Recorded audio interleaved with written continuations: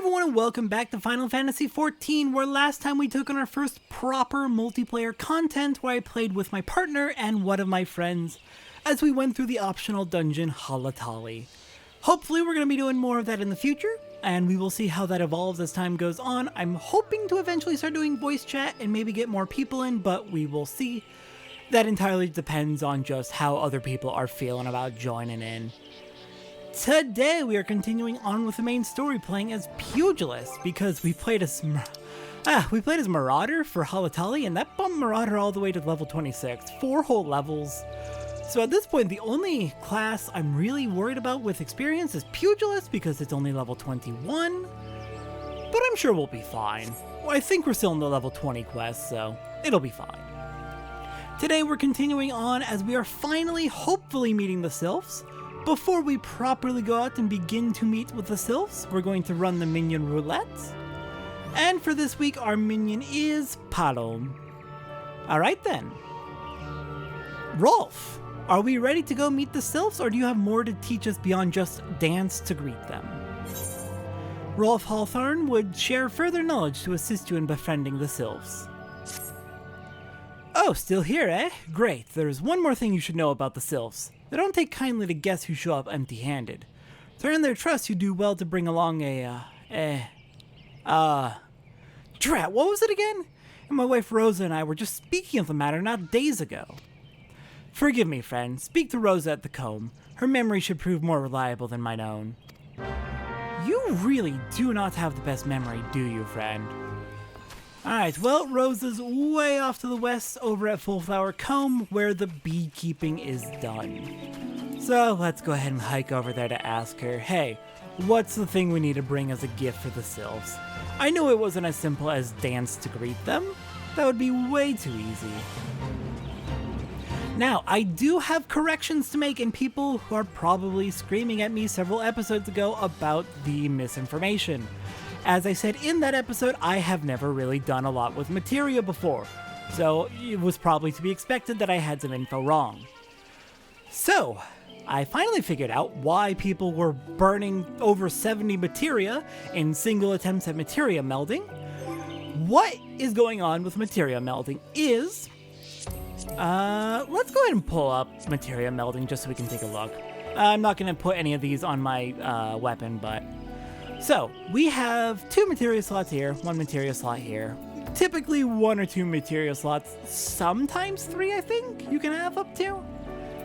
But once you filled those all in with materia, you have to do advanced melding. Advanced melding, you can go up to 5 materia on 1 weapon. You cannot craft, or you cannot meld as many materia as you want, it is up to 5. Once you have used up all 5, then, well, no more melding for you. You have maxed out your equipment.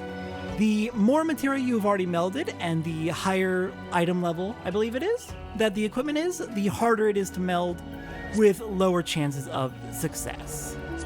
So, for example, we're not going to do this, but 90% chance of success when we have 2 slots filled, 3 slots open effectively.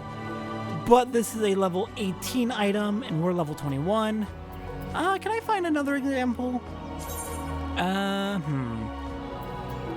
It might not be based on item level, it might be based on the actual materials level, because there's different ranks of materia.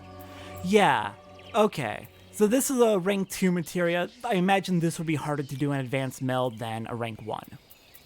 So why I've seen in the past people losing 70 plus materia in one attempt at crafting is this option right here.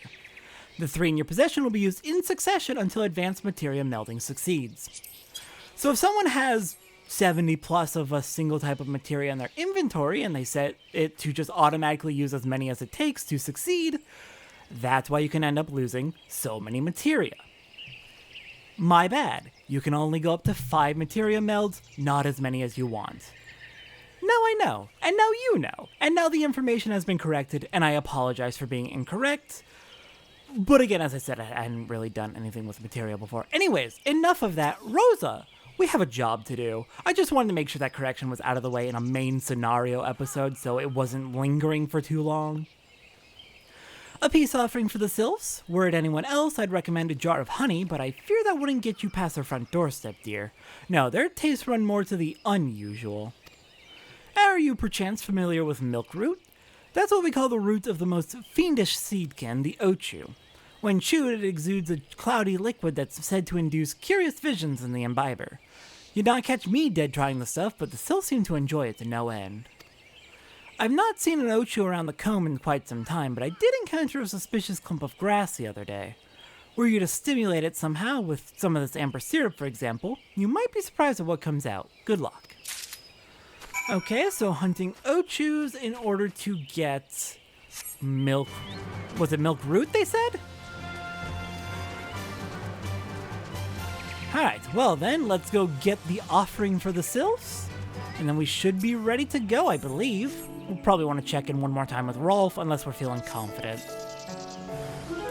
Oh yes, hello there, Ochu. You are quite a big friend, aren't you? Alright, down you go. Got ourselves the milk root. And let's head on over to Rolf.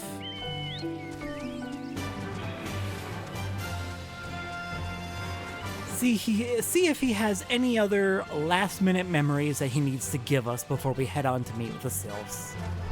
Gosh, am I glad for having a chocobo. I'm never gonna stop being excited about that.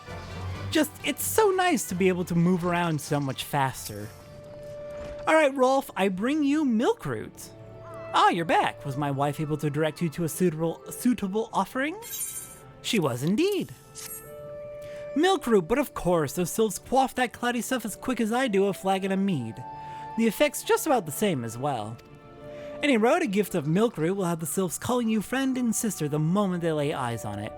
Now let me wrap that up for you. I'm starting to feel a bit woozy. Is it getting you just from the scent? Oh dear. Alright then, next time on Final Fantasy XIV, looks like we are finally making first contact with the Sylphs. I'll see everyone next time for that.